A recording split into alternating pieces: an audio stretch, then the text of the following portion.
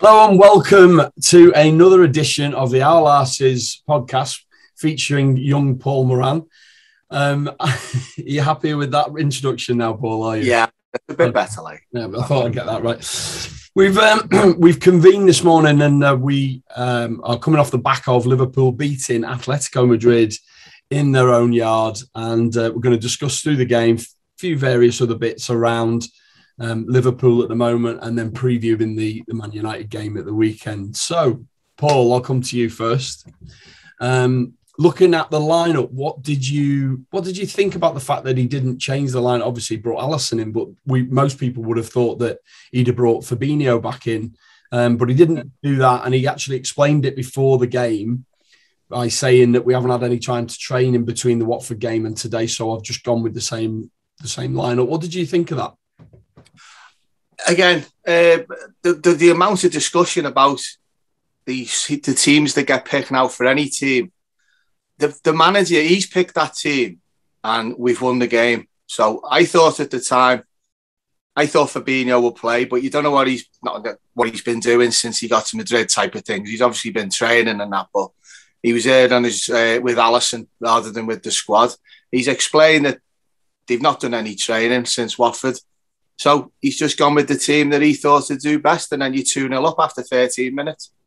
So you think, oh, he's done the right thing. Obviously, he went to 2-2 at half time, but I think we looked like we were strong during the game. You know, there was certain things going wrong. I know Kate has had a lot of stick today on social media, but I think a lot of it's just people jumping on bandwagons myself. I don't know whether it's justified or not, but I certainly think you won the game. He picked the right team. That's how you'd have to look at it at the end of the day. The case of thing is he's Marmite for Liverpool fans, Steve, isn't he? And it puts it into perspective when you hear Jurgen Klopp after the game saying that's his 5th game in 2 weeks. Yeah, I mean, hey, that was one hell of a strike, is the first thing to say. And I guess that where you lose it with Naby at times is the criticism you get is that he doesn't track back particularly well. And to a certain extent, I'd agree with that. I mean, I've said on previous podcasts that my feelings on Naby is I really feel as if there's a great player trying to get out at times. And it's good to see him get a few goals now. You know, hopefully it'll build his confidence. But I think what worries me is that Jurgen's side, if you're going to be in Jurgen's side, you've got to work really hard. You know, Jurgen expects that. That's the way that he sets us up for 11 men on the pitch to be working really hard. And at times, Naby just seems to lose that a little bit. It's a pity because he's a really good player. He definitely is. And you can see the talent that's there, obviously. I think, just coming to you, Dad, that first 20 minutes, we were fantastic, weren't we? Everything seemed to be going well. Did you think that it was more to do with us being brilliant or them being a little less lackluster? Because they set up obviously in a deep block and they let you have the ball, and that's fine. Well, there certainly wasn't an awful lot of intensity. We had pretty much free reign of the pitch. I think at one point we were 72% possession. Did you think that we were brilliant, or did you think that they were poor from the start? Well, I think there was a bit of both, actually. I think we carried on playing the type of football that obviously we love watching, and also they seem to back off a little bit, and then obviously when we've scored the 2 goals, if they're going to get into the game, if they're going to do something, then they're obviously going to have a go at it. But like all sort of Spanish teams, a lot of in you know they sort of have a go at you and sort of goad you into certain things, and certainly that came in. It's a bad part of the game. It's a bit part of the game I don't like, and then the intimidation then came in. So once they got the first goal, that was the problem. I think with Naby, you were talking about Naby before.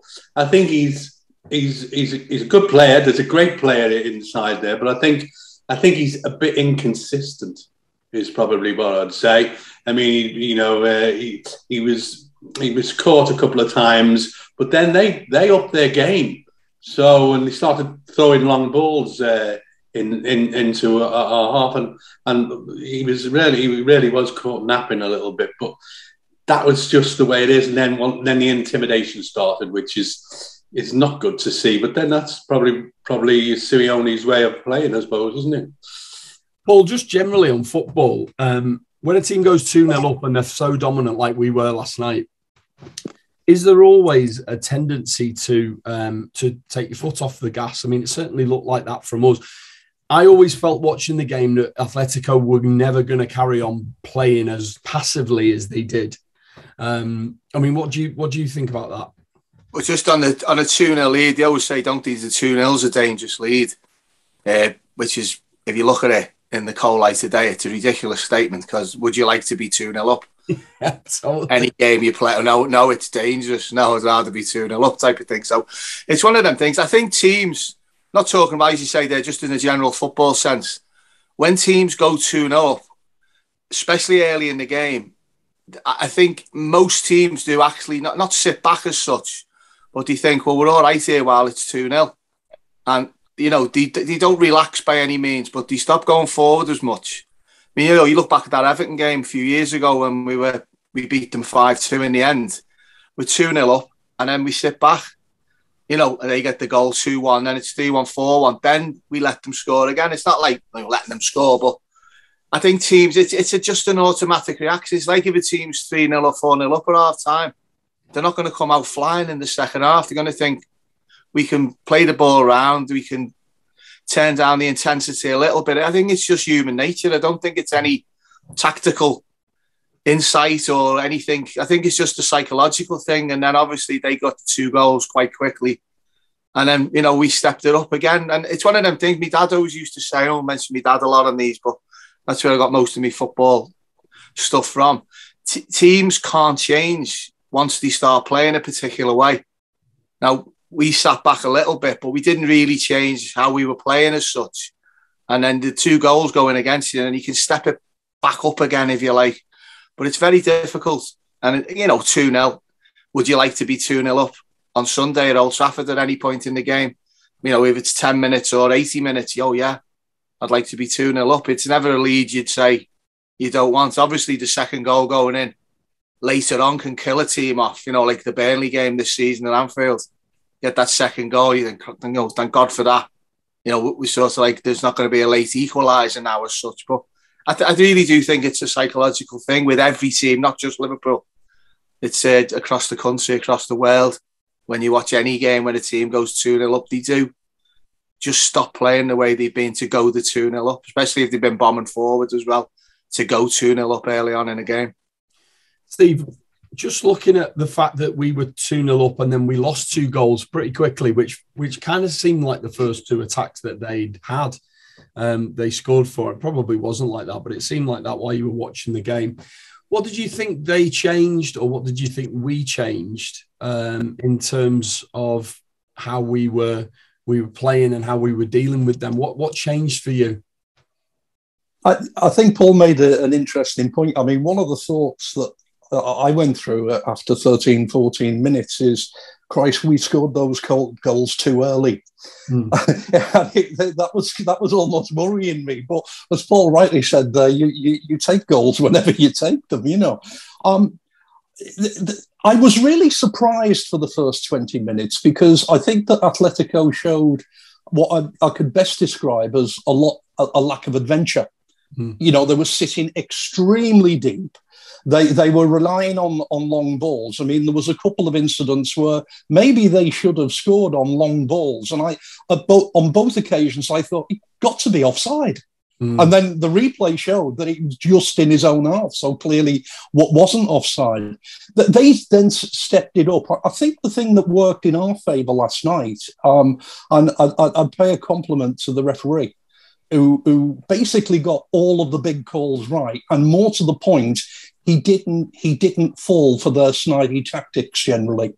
He just didn't fall for them, which we've seen with Atletico before. That tends to happen. That's the way that they play their game. In fact, at one stage, and I was thinking of Jimmy Milner, it was nice to go there to, and I'd describe it as we almost out-snided the snides a little bit.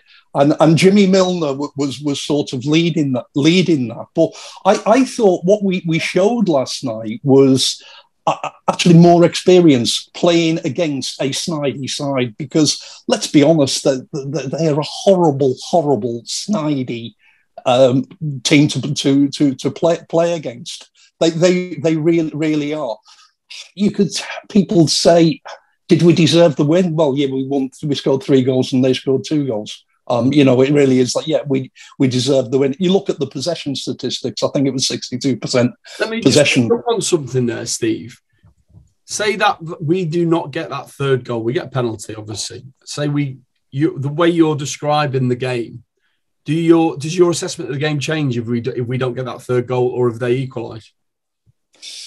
Not really, because I think a lot of our fans last night, a draw would have been a good result.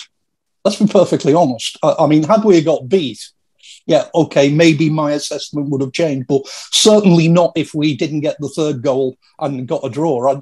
I'd almost have been quite happy with that. The fact that we got the win was just tremendous. Absolutely tremendous result. I mean, going to that stadium to play Atletico in their own backyard is not an easy thing to do for any European side. It really isn't. I thought we managed it. We managed the game reasonably well. We competed with them in their sort of snidey tactic. I don't think we're anything like as snidey as them, and I'm stunned at the amount of time. Their most effective weapon is surrounding the referee and complaining. They love surrounding the referee, don't they? They just never stop. Yeah. It really is. Dad, one of the things that Paul often says on these podcasts, and I always pick up on it, is it's just something so simple, but it's spot on. He always says, we just need to move the ball quicker. And certainly after they got their 2 goals and we got in after half time, he's obviously had a talking to them and Fabinho comes on, but I'd still got the impression that we didn't move the ball quick enough. A lot of it was quite passive. It was quite almost lethargic. I certainly think that Trent Alexander-Arnold suffered as a result of that at some stage. He had a 10-minute spell before he got dragged off where he was very, very lethargic. What did you think? Do you think it was down to something as simple as that, just moving the ball quicker, or do you think there was other things at play? I think what Steve said before is that you'd have taken a draw, and you would have. I'd have taken a draw with no injuries to our side. That's what I would have done. I mean, the fact that we actually got a win in the end, we were fortunate. I mean, obviously the sending off. I've seen that. He actually clips his ear and he's standing up. So, I mean, how high is that? So he got obviously, unusually, the referee was really, really good. And it favoured us, if you like. I suppose they're not going to be happy with the fact that obviously they thought they had a penalty and then it was chalked off with VAR. I think in the second half, we started so well. Then we just sort of, I don't know, we dropped down a gear, if you like, and because maybe it's just a game where we thought we'd obviously got it in the bag. But I mean, I'd have taken a draw before with no injuries. The fact that it worked out as it did, and the referee, I thought, obviously we're going to say that because it went our way, but to come away from there with that intimidation, that play acting, although very surprised he didn't put Suarez on earlier or even play him. I think that would have been, I was thinking, if Suarez comes on, that could be difficult. But for some unknown reason, he didn't play Suarez. But I was expecting him to play, because no matter what other people think about him, he's a good player. Yeah, he's a very good player. Paul, I'm going to come to you on this. So let's talk about the actual incidents. Now, you're probably going to have a go at me here, but I think the sending off's harsh. I think it's a yellow card, but I think it is harsh because he's not looking. He just has his foot up there, and then Bobby's face tends to be there. I think our penalty is a penalty, but I also think their penalty is a penalty. So what do you think? I thought our penalty was a definite penalty at the time. 100%. You know, I don't think there's any question whether that's not an incident, not to discuss type of thing. But there was no question because the fella's not even looking at the ball. He's not looking where he's looking where he's going, obviously, but he just wipes him out. I mean, there's no question that that's a penalty. There's again, it's one of them where it's against you, as given against you, it's never a pen. And if it's one that you get, it was like a 50% of our penalty. It was, if ours is 100%, that's a 50% challenge. It can be given. As soon as funnily enough, I was talking to my son on the phone and WhatsApp during the game. And I said to him, once the referee's gone to the monitor, he's going to change his mind.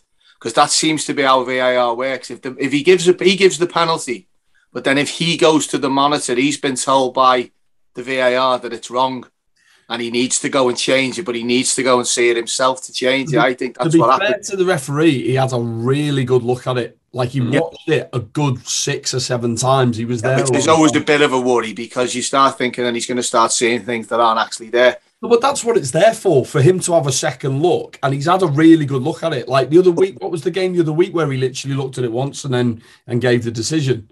I think that was us, wasn't it? That was us, wasn't it? Yeah.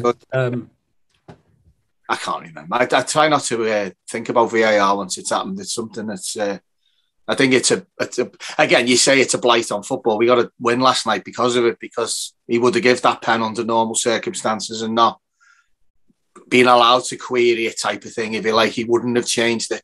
But just quickly on the sending off, I honestly, I know you're saying he's not looking at that, but there's a thing I always say when people do incidents like that. If you watch the player who does the foul, if you don't call it a foul, he got sent off, call it a foul. If he does that accidentally, they immediately put their hands up because it's not deliberate. Now, Griezmann didn't. When he did it, he didn't react. He didn't.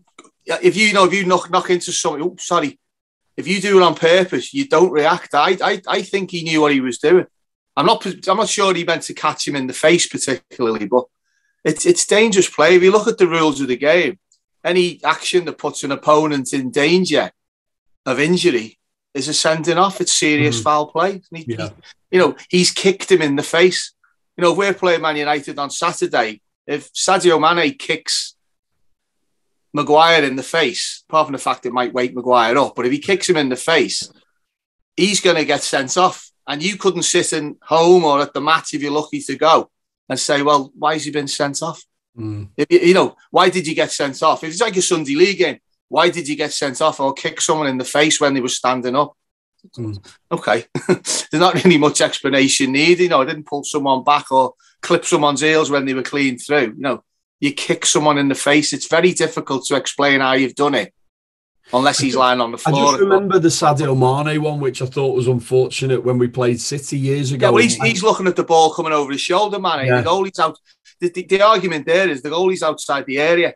Yeah. So should Mane be expecting the goalie to be outside the area? It's one of them things. Even because if you look at Mane's one, if you ever watch that again, he does that straight away because he doesn't know the goalie's there until he actually, kicks him on the neck type of thing. Even that, I mean, I thought that was a sending off, to be fair, because you can't sort of say, well, I didn't think anyone would be there. Yeah, yeah. It's like throwing a punch and then hitting someone and saying, well, I didn't know anyone was there.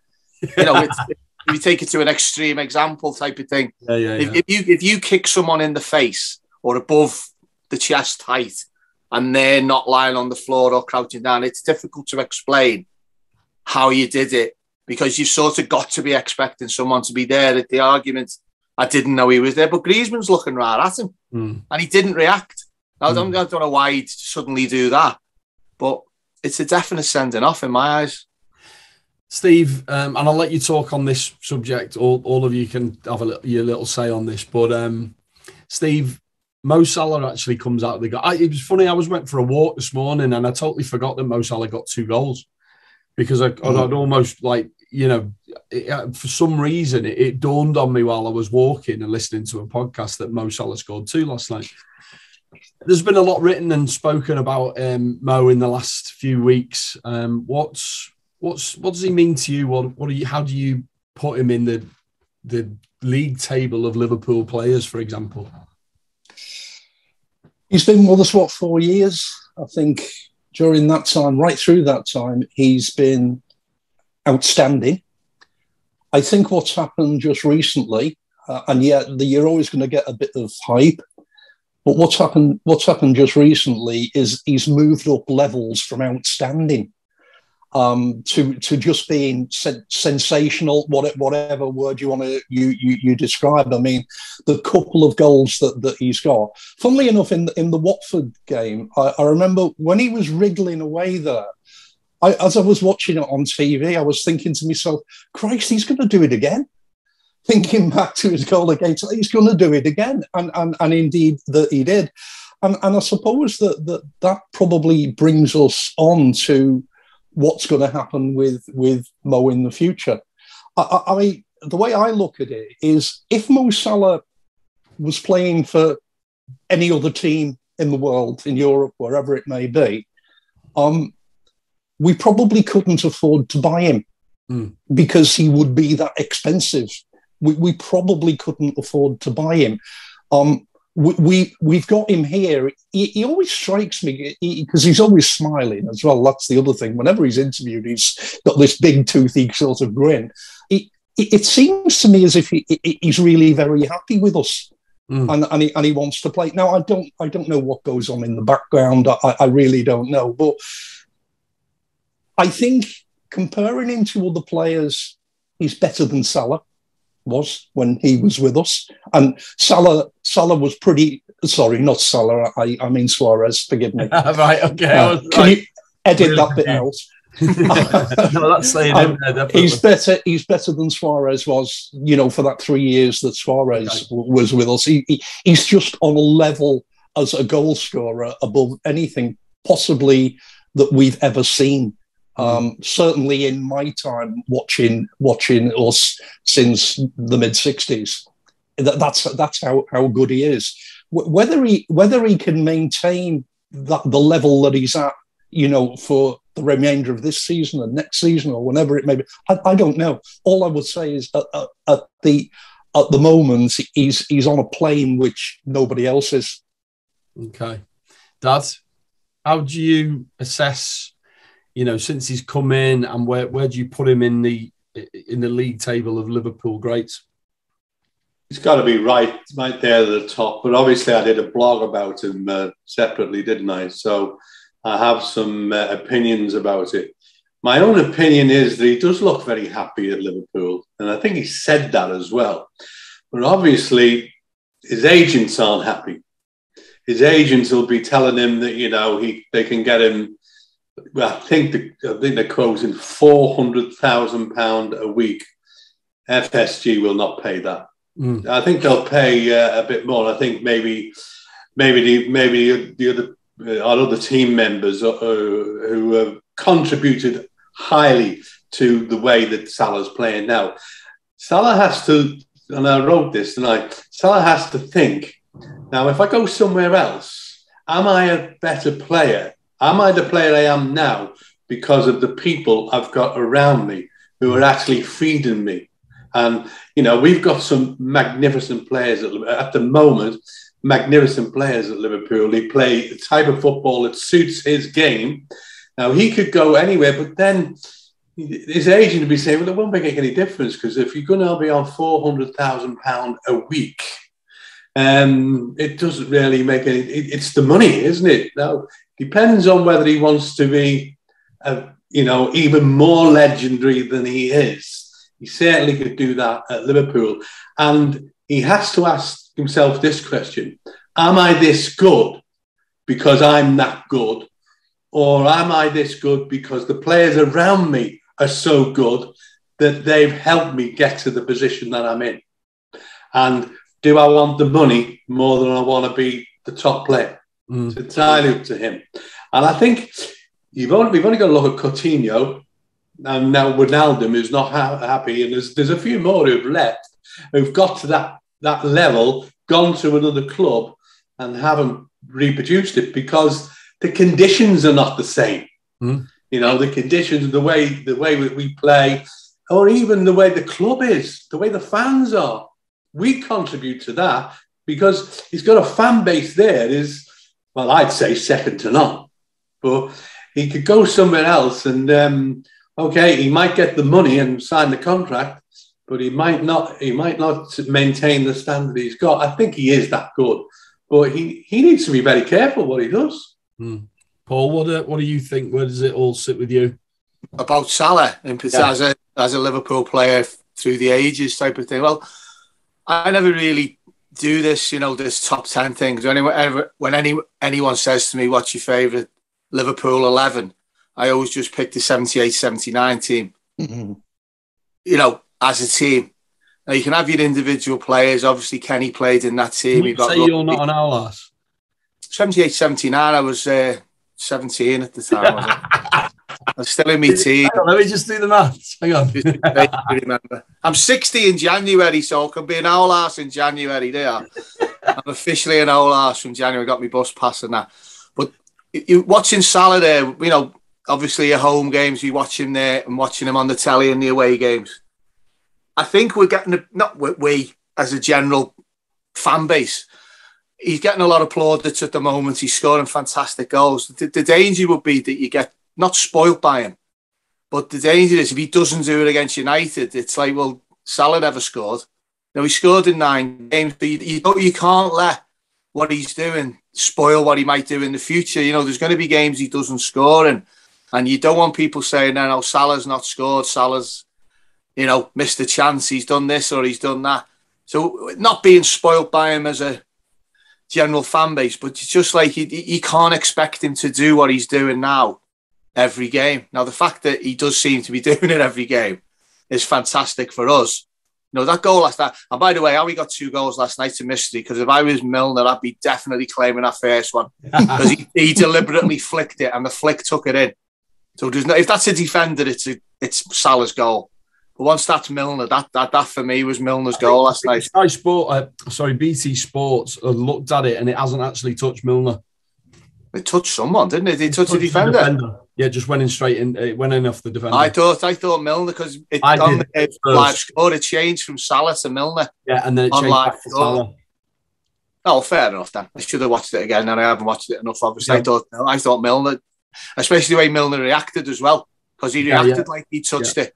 Yeah, but Milner's a shit house. We know that. So well, he was top shit house last night, because he does said before he kept us in that with them because we didn't get overpowered by their tactics.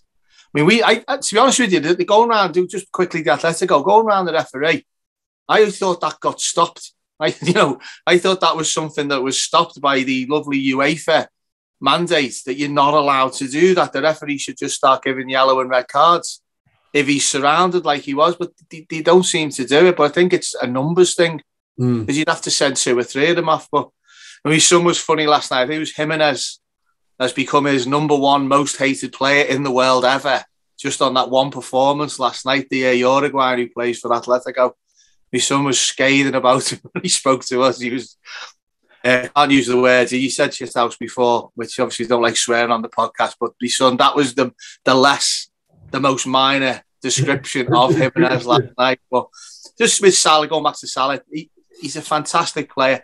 If you said to me, write down your top 10 Liverpool players that I've watched since the late 60s, which is 1969, my first game, he'd have to be in the top 10 now, you know, for actually watching players live. Again, if you can go back and say, you know, like the top 10 players ever, you say Billy Liddell and people like that. I never seen Billy Liddell play, unfortunately. So for players I've seen, Salah would have to be in the top 10, if not the top 5, to be honest with you. And certainly as a forward, he's in the top 3 forwards I've seen. So you can't say fair that way. Just to disclaim, when I labelled James Milner as a shithouse, I mean, in a good sort of way, yeah. The greatest of respects. Yeah, and affection, actually, because I love a shithousery more than anything else. That's because he's our shithouse. Yeah, totally. Steve, just before we leave the Salah thing, as our resident accountant, how do you assess the contract situation? I know you mentioned it briefly, but what do you think that the challenges are there? He's going to have his agent in his ear, as Ed said. I don't like agents, but an agent's responsibility is to his client, not to the club.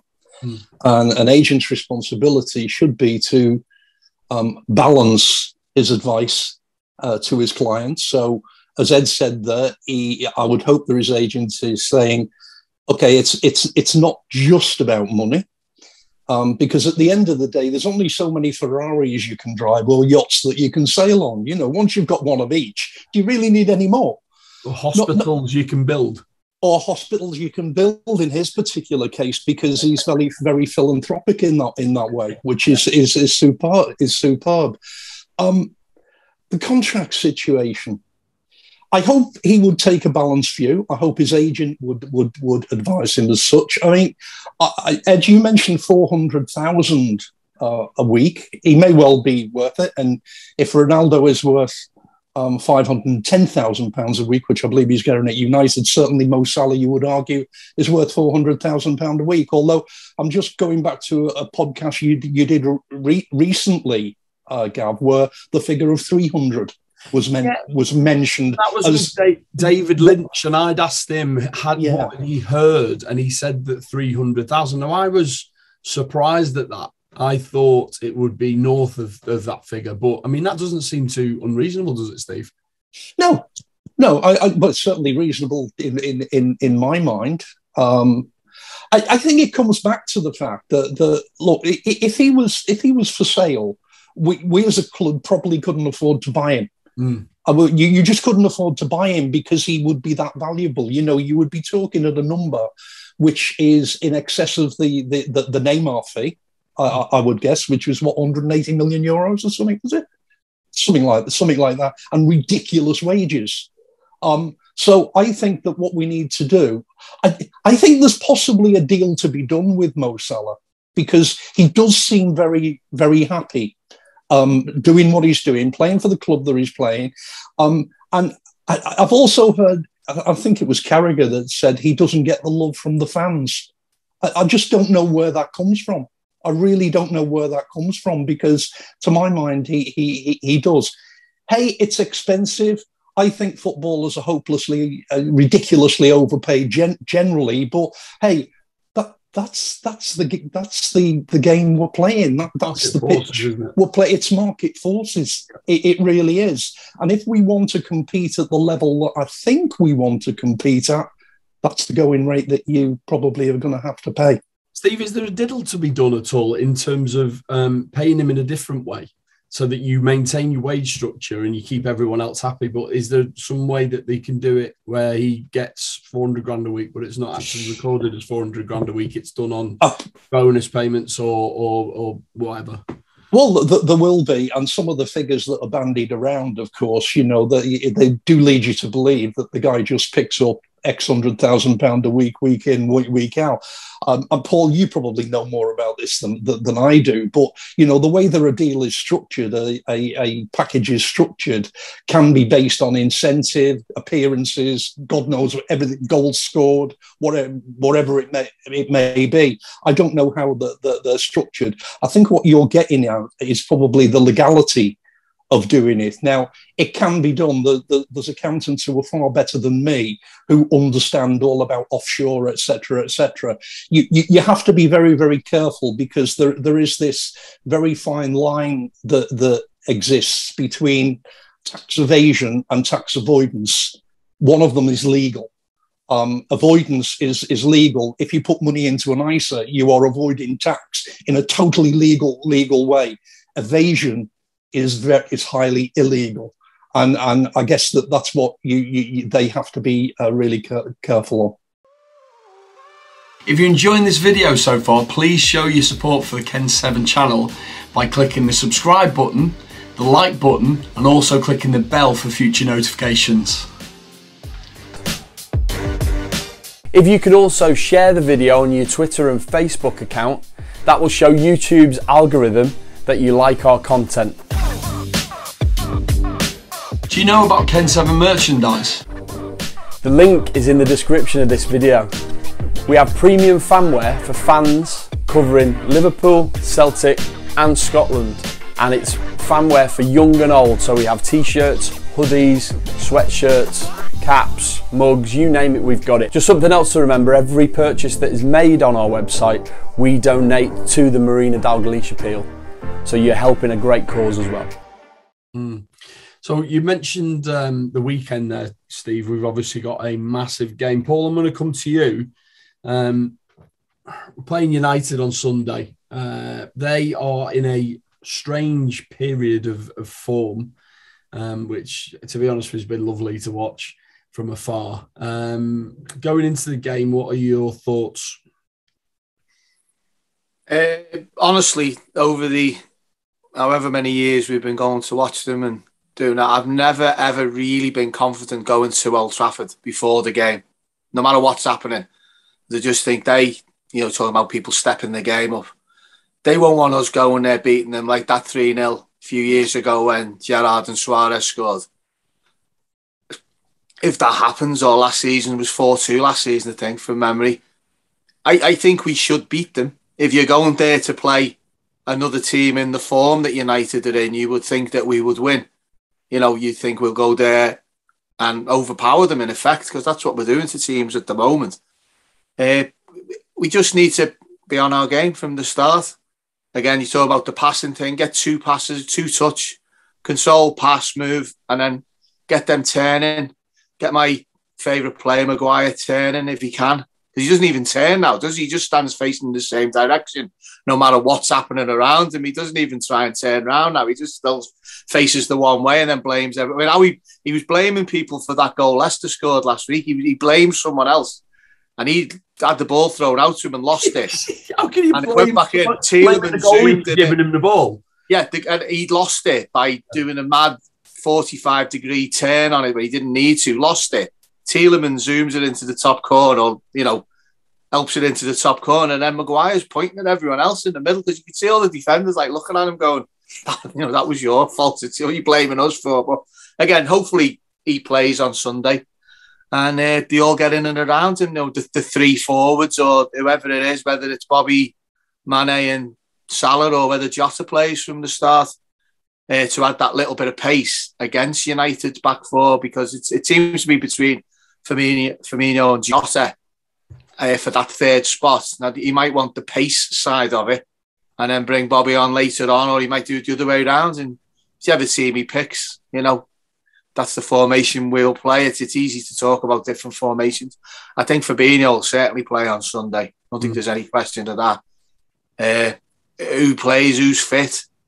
Anyone get injured last night? Has anyone got niggled from last night? You don't know.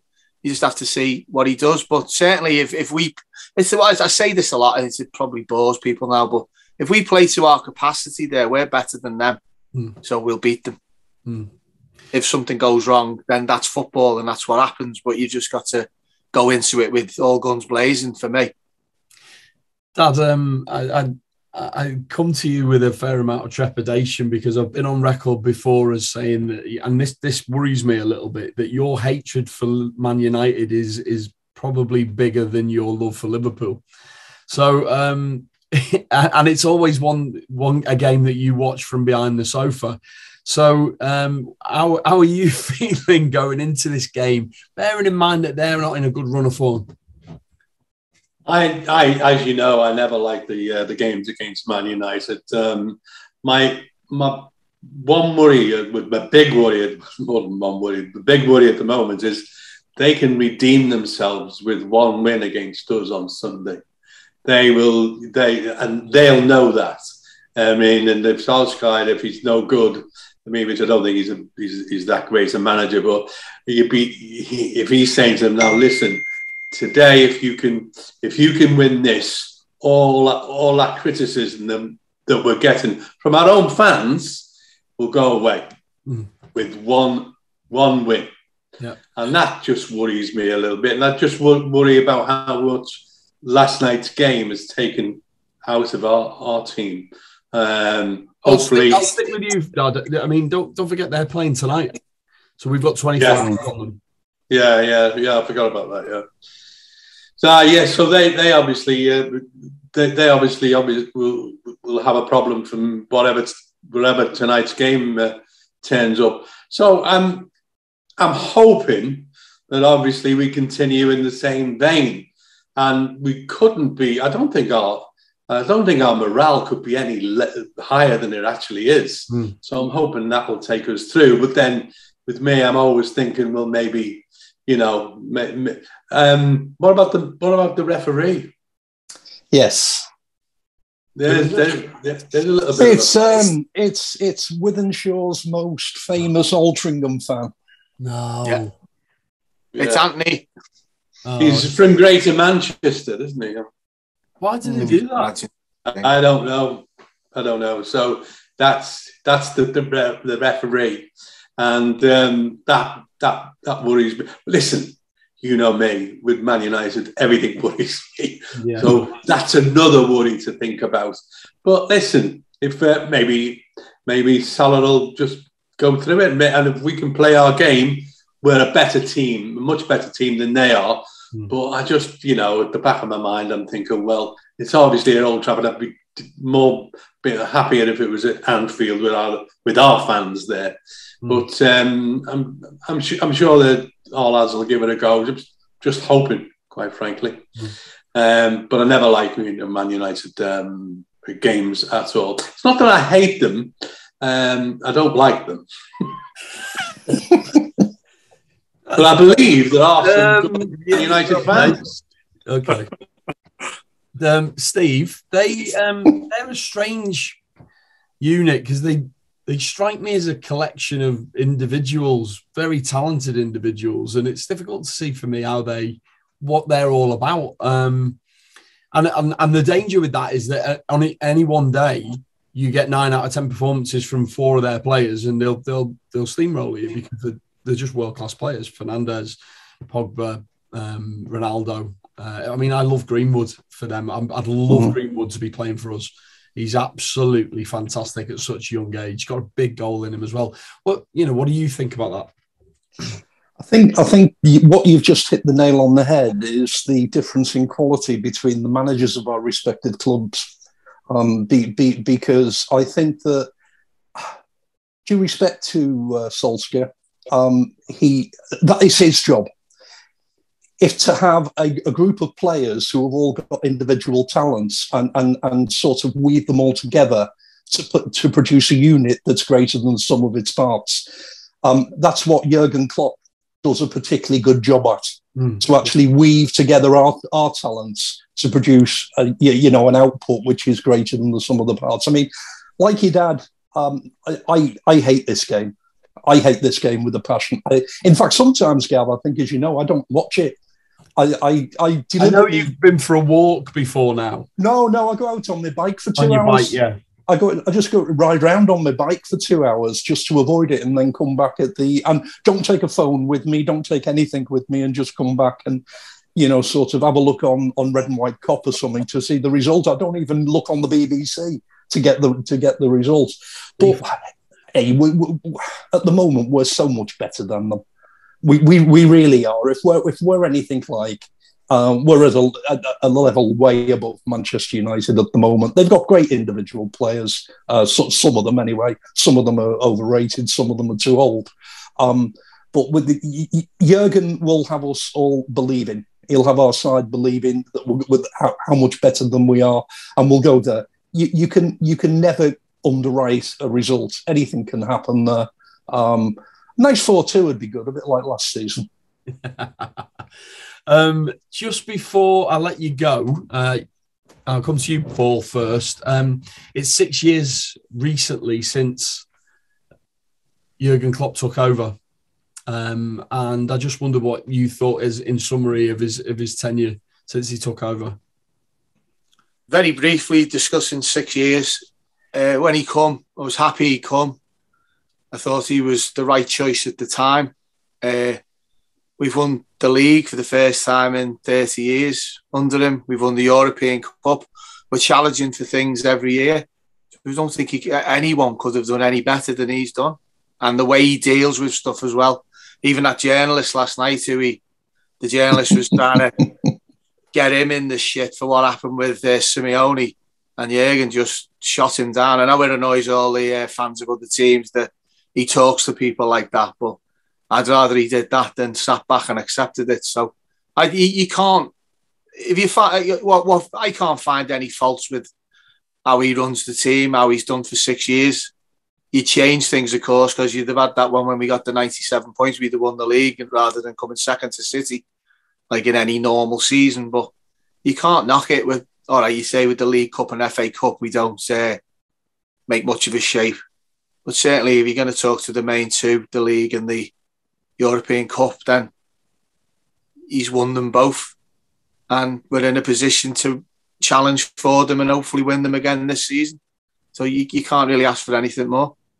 Yeah, no, it's a good analogy and a good summary.